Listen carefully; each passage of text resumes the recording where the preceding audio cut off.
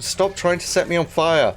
I do not want to be on fire. Hello and welcome to the Lunchalot Gaming channel. I'm your host Lunchalot, and this is going to be the first in a series looking at cool, unique, awesome mods from the workshop.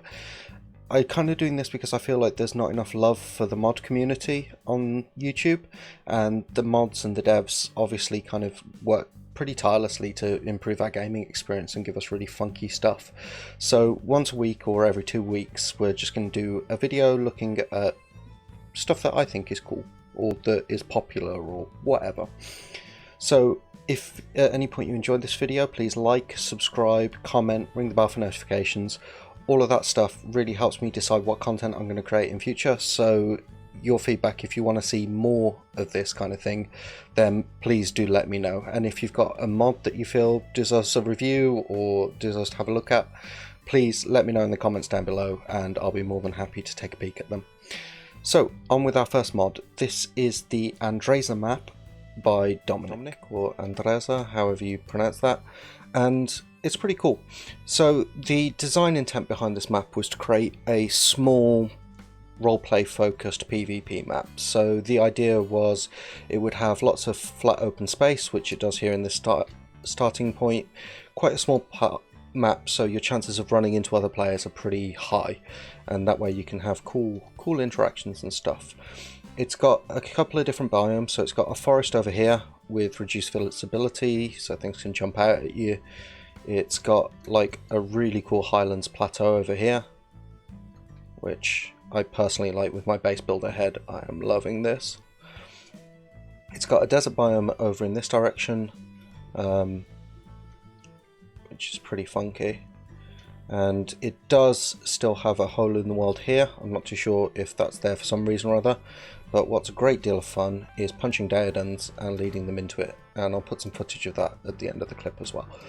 So it's also got a small redwoods biome over here, which has a large space here for building. Basically, I think the intent here is to create some kind of communal area, something like that, which is pretty funky. And of course, on custom maps, the obligatory Mesopithecus ring and Mesopithecus statues there, and it's got a pink forest as well. One of the other really cool things about this map I quite like, so I've installed pretty much all of the mod packs. There's a little ruins over here with the statue of a Baryonyx. Isn't that cool? I wonder how you get those. Okay, one of the things I quite like about this map, it's got quite a long recommended mod list. I did try loading in the entire thing, but my computer fell over, so I don't have all of the mods that were recommended. I took out any ones that weren't related to buildings or creatures, basically. And the intent behind the mod list with it is to create kind of like an Old West feel. It's got a trailer gunsmoke or something like that, and to facilitate player economy with the auction house. One of the really cool features of this map is that there are caves scattered throughout. I can't find one there. No, there's some over here. So there are caves scattered throughout the map, and that's a hole in the world. There we go.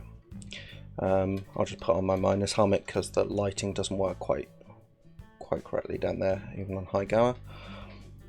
So there are caves all the way through, and most of them end in like seeming dead ends. They're not actually dead ends, they're destructible rocks, and the rarer, harder to find resources like crystal and I presume oil and a couple of other things are in there under all the rocks. So actually mining is kind of a part of this, so you've got to grind through the boulders, get the rare resources, and it also facilitates a sort of PvP type thing where you're fighting against others for control of the mines. Here's another one. So this one's a dual one, I think it goes off in 2 directions. So yeah, so lots of PvP potential for like small tribes, I think, on a small map like this would be really funky. They also have a couple of boss arenas, and I'll show you those in a minute. So there's an aberration style cave, which is over here, and I can't believe I'm actually managing to do this all in one clip. That's nice. So there's an aberration cave over here, which you go in. It's full cave. It reminds me a lot of the cave by the lake in Aberration. You know the one I'm talking about. Give it a second for the ground to load in. There we go. Okay, so you go through here. Can't actually do it while I'm flying. And you get a warning about a boss all the way down here. And it's very much like the Lake Cave on Aberration. I can't remember which one it's called now, but it's right in the green zone by the starting area. It's quite a popular base location. And we've got waterfalls and all kinds of stuff in here. It's really funky. So I'll just cut here to where I get into the boss room, and I'll show you what goes on in there. Okay, so you battle your way all the way down here. I haven't actually seen any creatures on this run through, but I did see the corpse of a Shinehorn earlier. And you come into this open space here. All the way in. And I should get another warning about a boss. Yeah, there we go. There's the boss notification. And there should be somewhere. There we go. Basilisk. So I'm just going to trigger it. Players only. I got stuck in a bush. But yeah, cool basilisk. Apparently it's meant to work like the Ice Queen on Ragnarok, but I haven't seen any evidence of that where it scales to the level when you enter. But it was level 10 when I came in at like level 6, and it's level 10 now, so I'll just kill that. And you get a basilisk corpse, which sometimes have an infantry. There we go. Yeah, so just normal basilisk killed infantry. Let's check out his stats while we're there. Yeah, so for a fairly primitive server, that would be quite a challenge. Not a massive challenge, but an interesting one. And there should, somewhere around here, there it is, be a red loot drop when you kill them. So parachute saddle and some ghillie leggings. That's my third set of ghillie leggings now. Right, so I'll just show you where... Ooh, there's another one. That's another loot drop. Cool. Okay, 2 loot drops, nice. Wooden shield, packy saddle. Don't know why I'm bothering collecting the loot. This is just showing off the map. And another one over here.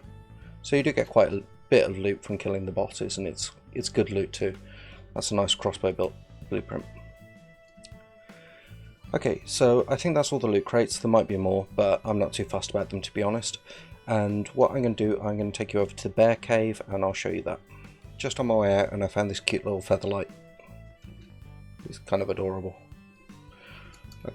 Okay, so I found the entrance to the bear cave again. It took me a little while of hunting because I'm terrible at remembering locations. But if you're wondering, it's under this huge tree here, and there's my corp beacon from an earlier exploration-based accident. So you go in through here, around the corner. There's a parkour course here, right? Which I love parkour in Ark, but I'm not going to do this because we don't have hours to sit here watching me fail. And if you fancy that, you can check out my Sunday Funday episode where I did the parkour cave in the centre, which, you know, was an absolute barrel of laughs for people who enjoy watching other people die. So we go through here, gotta crouch. A big bear, watch out. I know very little Portuguese. And into this cave here, same as the snake one. And if you wander around in here for a second or two, get into the right location anyway. There we go. Force field appears blocking the exit, and there should be coming at me. Hey bear! There it is. Okay.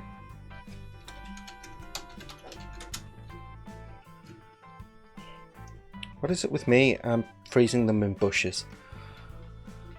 So now we've got fight music going on, which, you know, is fun. But yeah, you get a polar bear for a boss, which is pretty cool.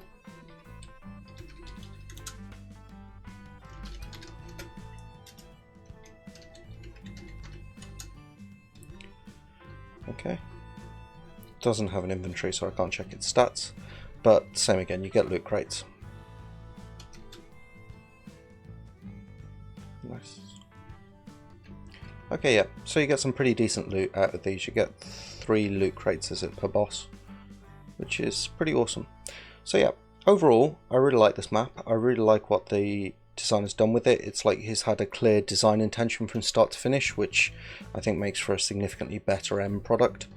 So I'm just going to get out of here and we'll take one last look around, and then we'll move on to the other two mods that I wanted to look at today. Yeah, I just really love this for a nice big open area to do something in, and just the little bits and pieces like this little henge here. It's funky. It's got a natural archway as well somewhere around here, which is nice. Cool mushroom pillar things. They should spawn in any second. There we go. Lakes and rivers, but no real ocean biome or anything like that. No sea. And then this really funky plateau, which, I mean, if I was to add this to a cluster at some point to do gaming on, to do maybe not a series, but use this as like a base to build from. Oh yeah, nests. It's got custom spawners on this map and all kinds of stuff. Yeah, I would totally build a giant castle up here and lag terribly every time I try to go in it. But yeah, so this was a fun little map. I'll show you the other two mods now. We've also got two creature mods. Okay, so we've come out to the island to look at this second mod. It's a creature mod and it does work on any map, and it is by a dev called DiggleDorgle. And here it is. It's a small Ferox that's been sized up and made rideable, and it is probably one of the most adorable things I've ever seen in Ark. I mean, it gives Jaboas a run for their money, and look at him. Oh, it's so cute. So, he's pretty fast, with a decent running speed. His attack speed is great, and it seems to do a bleed damage as well. And one of the best things about him, if you right click, he gives a healing buff to players nearby dinos, which is pretty awesome. I haven't seen him gather anything, but his left attack, the animation is the same as when they're rooting around for element dust.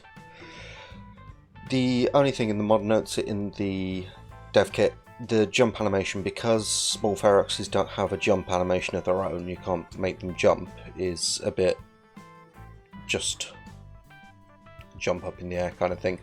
But other than that, he is really, really cool, really, really cute, incredibly adorable, and comes out with really decent stats. This spawned in at level 180, I've run around with him a bit. So, yeah, look at that weight. Look at that carry weight. That's crazy. Okay, yeah, so that's this guy. One other thing to note, the mod comes with a set of custom armor for him. It doesn't have an animation on the dino itself, but it's pretty good. It's got like 80 armor, and that engram becomes available at level 25. And just look at his cute little face. Oh, I want one.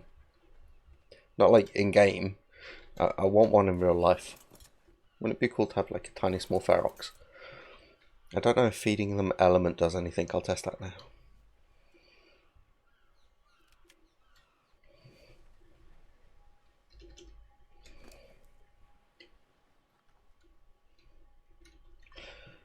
No, it doesn't look like feeding them element does anything, but it was worth a try anyway. So, yeah.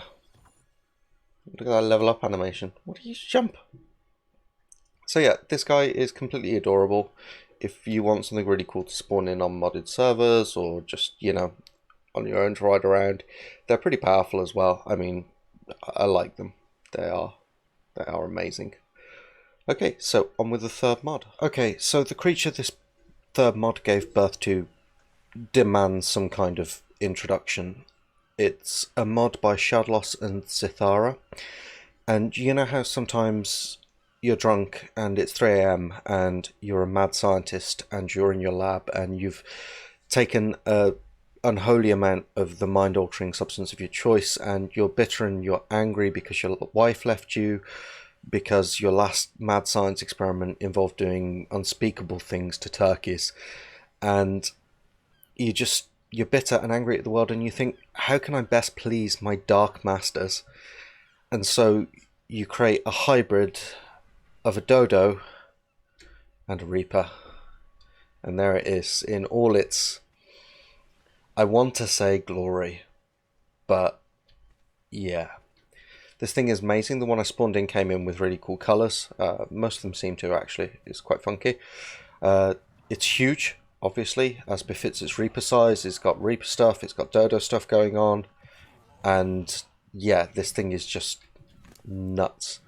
So it came out with pretty good stats, this level 72 one. And I will just get up on its back and show you what it can do. Okay, so it moves like a Reaper, it knocks down trees like a Reaper. You can jump and hold the jump like a Reaper. Tree got in the way there. It's got the standard Reaper attacks plus a couple of extra ones. So if you right click, you've got the web balls. Left click is its standard attack. C is its tail swipe. If you shift C, it does a poison thorn spray. And if you alt, it does a roar. And it definitely says it and doesn't spray it, because it's terrifying, and I won't say it the other way around. So finally, this thing on the X attack breathes fire. I mean, I have no idea why you would want to take a Reaper with all of its poison attacks and abilities and give it the ability to also breathe fire in addition to all of the other things it can do. It's just, like I said, this is just unholy. Eat that parasaur. So yeah, one final trick it can do, which is a pretty cool one. If you go onto the radial menu, you can command it to bury itself. This is just for aesthetics, it doesn't do much, but that will disappear in a minute or two. And then once that disappears, it's completely invisible. And you can get it to unbury itself by radial menu again. Now, there is a slight bug with these, which I have encountered when I turned off the game and came back in. If you move out of render distance, or if you log out and log back in, sometimes it can despawn, and I have had that problem, and I'm not sure what to do about it, other than, you know, talk to the mods and see if they've got a fix. But yeah, this thing is, I want to say cool, but that's not the word for it. It's, yeah. Okay, so that's the third mob we wanted to look at. So we've looked at the Andreza map, we've looked at the fluffy little cute Jerboa, not Jerboa, Ferox, the fluffy little cute Ferox, and we've looked at this giant monstrosity. And now, quite frankly, the only thing I can think that's left to do in this episode is to take the Ferox and fight the Reaper. So I'm just going to get that set up. I might have to spawn in a different one, we'll see. And yeah, wish me the best of luck. Okay, so we've moved up the beach a little way and we've spawned in another one. And there it is. It's currently burying itself. Okay, let's do this. Oh, this thing is terrifying. Oh, ouch. Okay, my Jerboa is doing 17 damage. So this is going to take some time. Stop trying to set me on fire. I do not want to be on fire. That knockback on the tail attack is huge. So yeah, my Ferox is doing bleed damage, but only 17 damage per hit. But my Ferox does have the advantage that it can heal. So hopefully... Oh. Ouch. Jeez. Why would you make this thing? Why would anyone need this? No, no fire for you. Whoa, that's how far it just knocked me.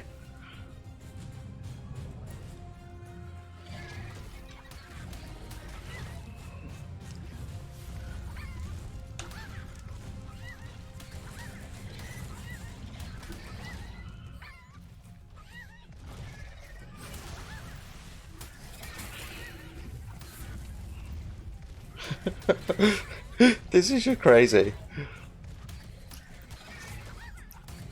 Oh my god.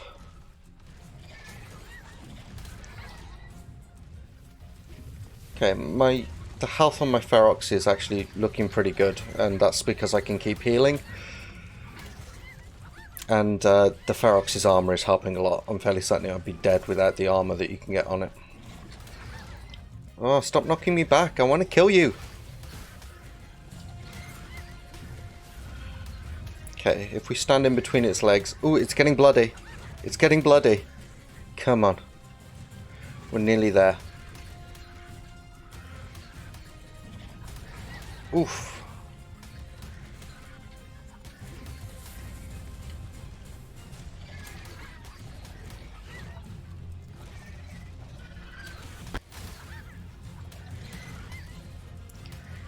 Jeez.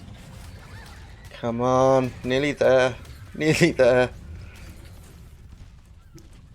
Come on. Yes, I think it's running. I think it's running. Oh, there we go. One dead Dodo-Reaper. So, the small adorable Ferox came out completely on top. And look at his cute little face. Oh, look at him eating. Nom nom nom nom nom, licking his fingers.